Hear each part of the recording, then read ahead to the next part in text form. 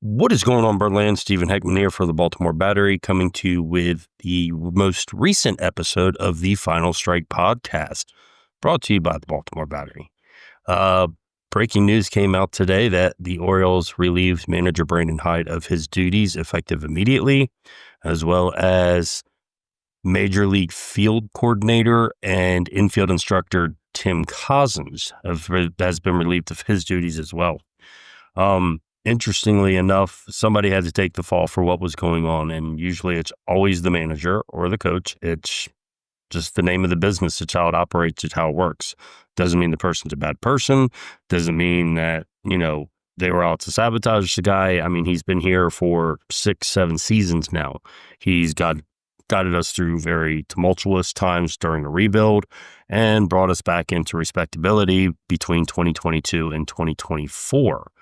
Which is one of the reasons expectations were as high as they were heading into this season. So we can imagine the disappointment when the season got off to the position that it got to and where we're at today. And currently, we're losing 7-0 to the Nationals as well. So even after getting rid of manager Brandon Hyde, creating a new spark was not something that was happening today. Replacing Brandon Hyde will be third base coach Tony Manzolini. Manzolini, if many of you will remember, is a very aggressive third base coach. Sometimes his decisions are a little questionable when it comes to how he handles base running skills or base running forward progress, I guess is the best way to say. But overall, I think he's the right person for the job because he does have that aggressiveness and that aggressive attitude. And that might be something that we need right now. You're going to see Buck Britton is actually going to become the new third base coach, and he's going to be the infield instructor now, which is the other position that Tim Cossins had created, or Tim Cossins was dealing with as well. So at this time, Brandon Hyde leaves the Baltimore Orioles at 15-28, 13 games below 500. It looks like they are going to lose another one unless they have a miraculous comeback today, which they've yet to come back from a score of 4 runs or more down this entire season. So it's not looking too bright today. But Brandon Hyde does leave the Baltimore Orioles. Like I said, 15-28 on the season, 13 games under 500. We're 10.5 games back in the AL East behind the Yankees. We rank near the bottom of every major statistical category when it comes to offense and pitching. And what's sad is right now our starting pitching is actually, well, with the exception of today, I must say, but has been pitching pretty decently lately, and our bullpen is falling apart. So I don't know. Hopefully there is a spark that comes here because we're in the midst of a 16-game schedule without any off days. So Brandon Hyde ends his tenure as the Baltimore Orioles coach with a record of 421 and 492. Which honestly was better than I thought because, you had 3 seasons with 108 plus losses. There's at least 324 losses right there. So that's pretty decent record. He also guided the Orioles to the best record in the majors since 2022. So you got to give some credit to the guy. I mean, he's the reason Cedric Mullins turned around. He's the reason Austin Hayes was able to stay on the field a little bit longer. He knew how to properly deploy Anthony Santander. You've got to give the guy some credit for what he has done. And, he's led us to back-to-back postseason appearances for the first time since 1982-83. Made the postseason for the first time since 2016, won 101 games in the AL East, which was the first time we won the AL East since 2012. And the first time we won 100 games, I want to say since back in the 70s maybe, or 80s. I could be wrong on that one. I'm not 100% right on that, but I know it had been some time because the 101 wins was one of the top records of all time for our team. So it's going to be interesting to see what happens going forward because the Baltimore Orioles right now are in trouble. And I don't know any other way to put it. They're in trouble.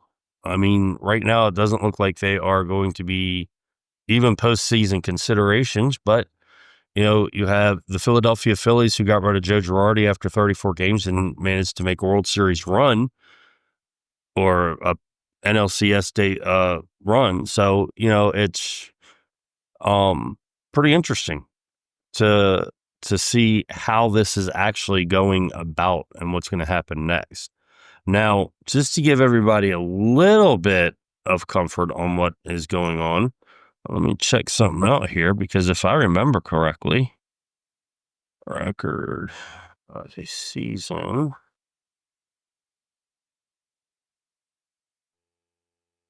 There we go.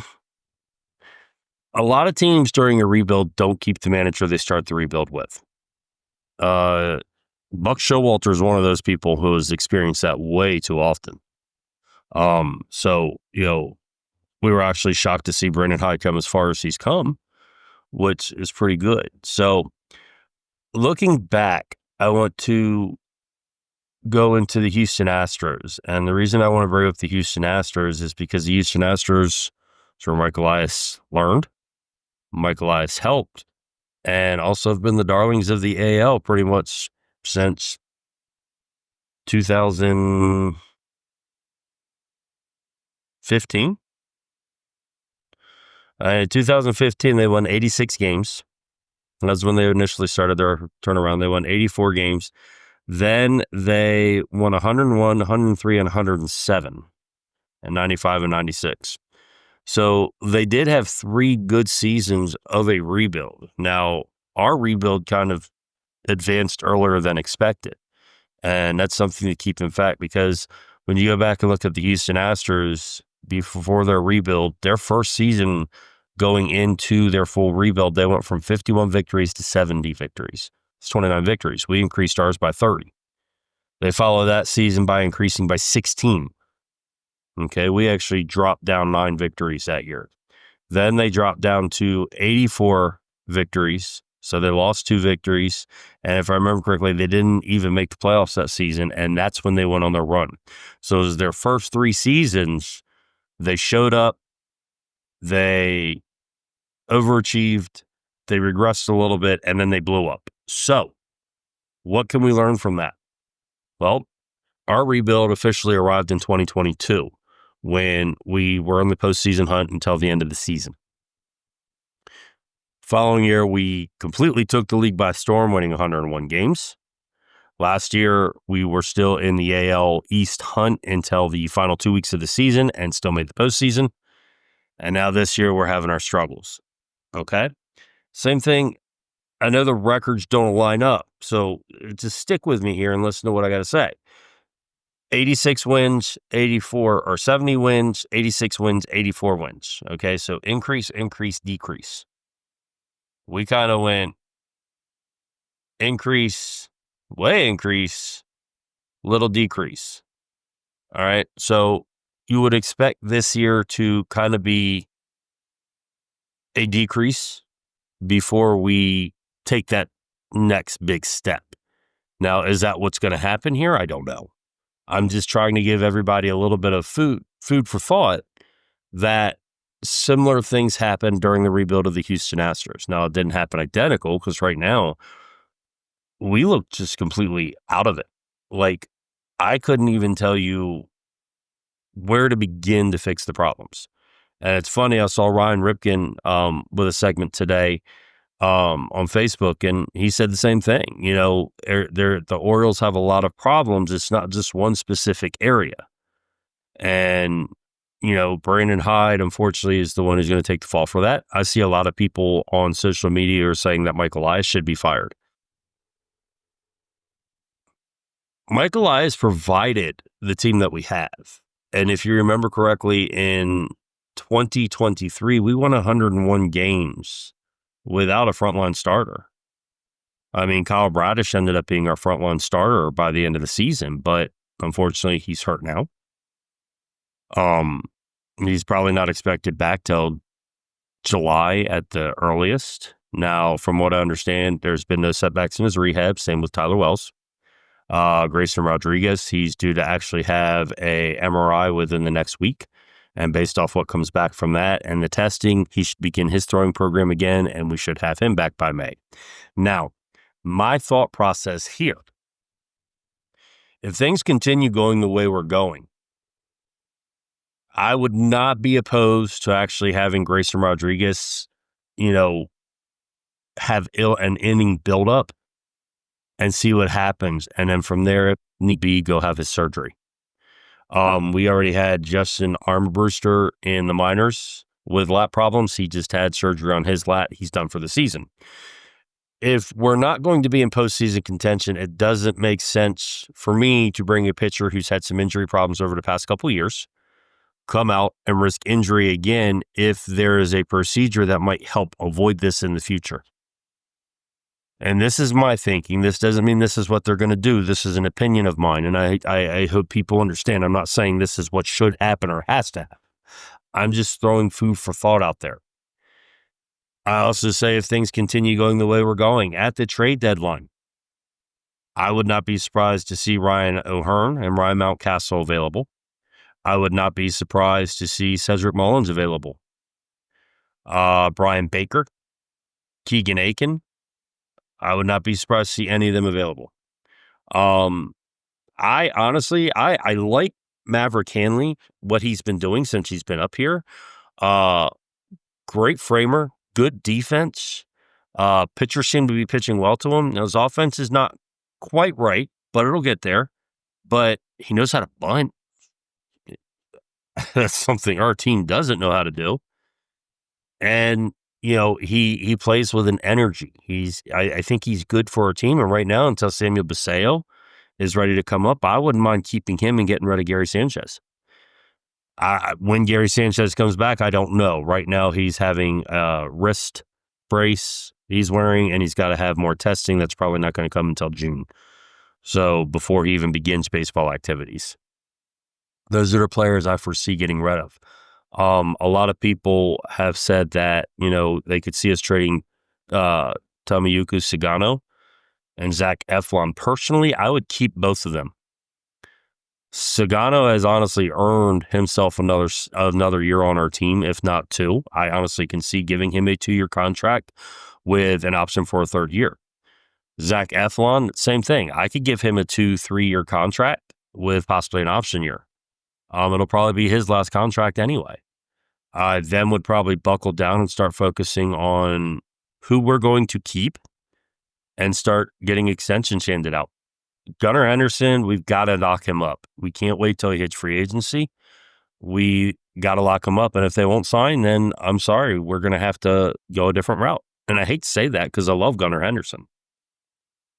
Adley Rutschman, if things continue and persist the way they're going, we might have to move on from Adley, and I don't want to do that. You look at the graphing and everything, he's basically just unlucky. The metric graphing, his expected batting average it's leaps and bounds above what his actual average is, and I'm not a fan of metrics.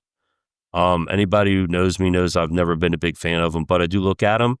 And I do pay attention to them because they do actually lend credence to certain things. If Adley can't turn it around, I'm not sure we can keep somebody who's going to be a 200 hitter on the offense. I mean, we already have Jorge Mateo. And honestly, it's a struggle allowing him to even get in the offense. He does have his moments, but you can't give a guaranteed out.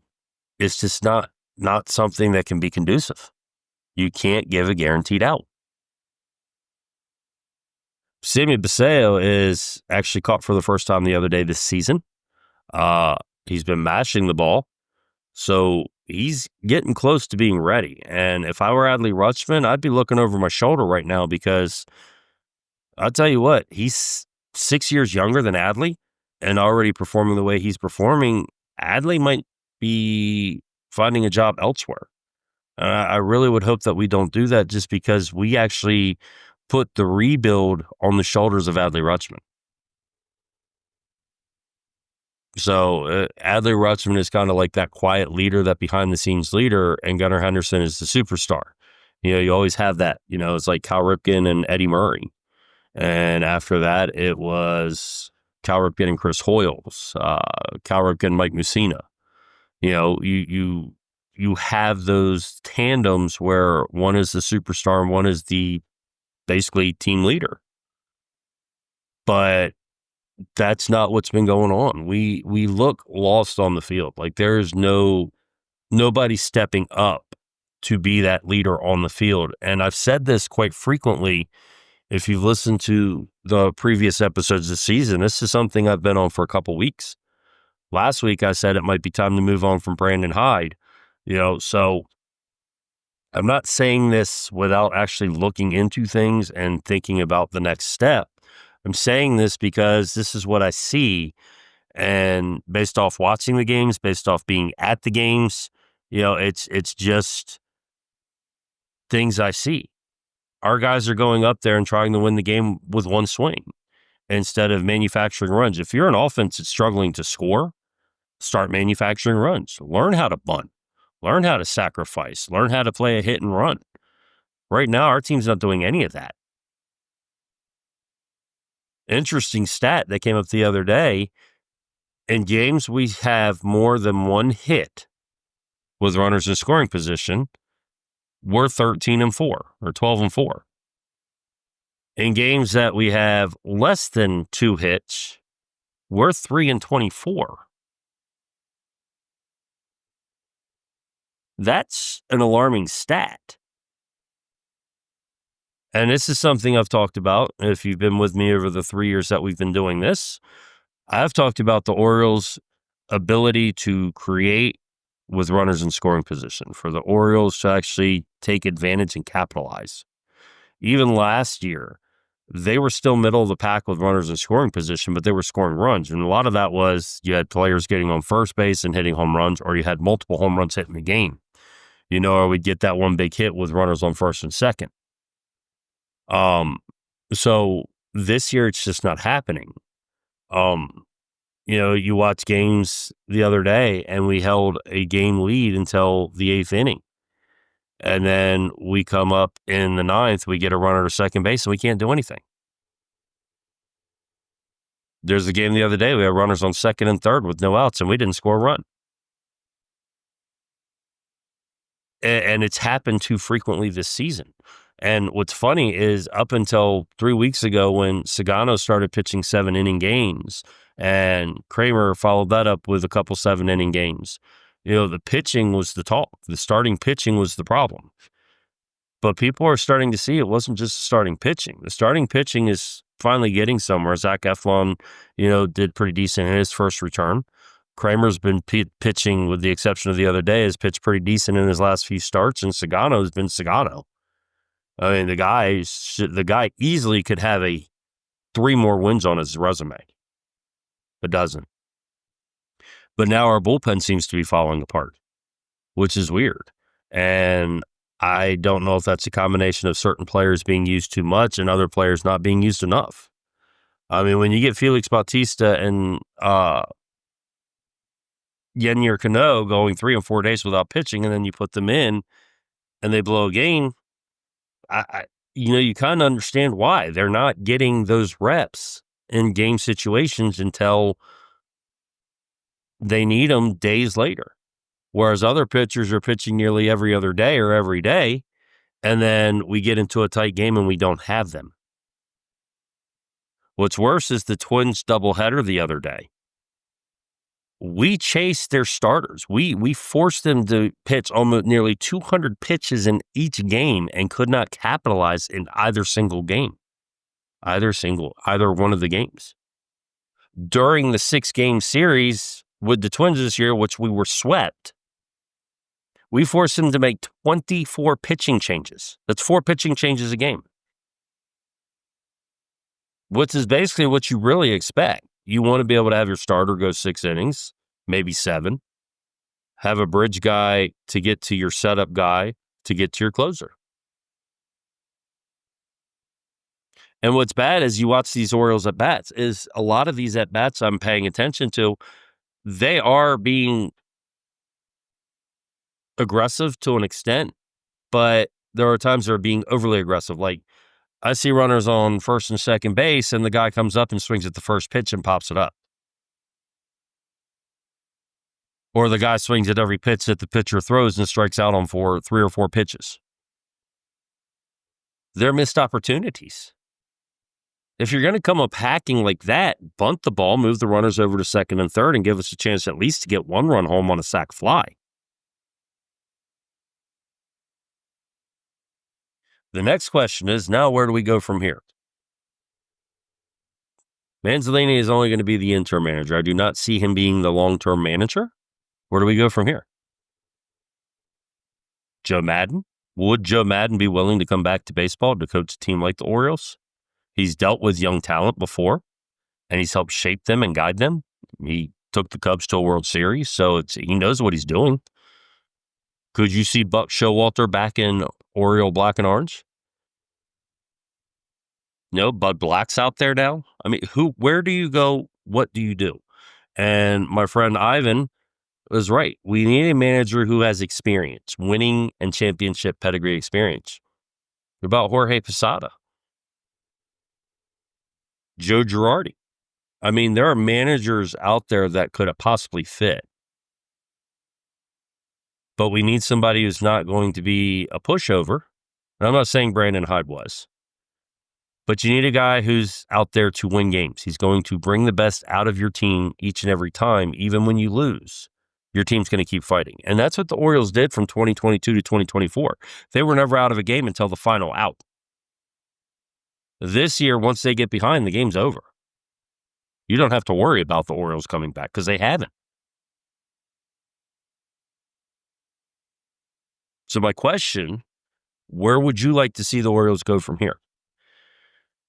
Are you willing to sacrifice this season to get a manager that would guide us to the postseason next year and possibly a World Series contention? Or do you want to see things turn around immediately?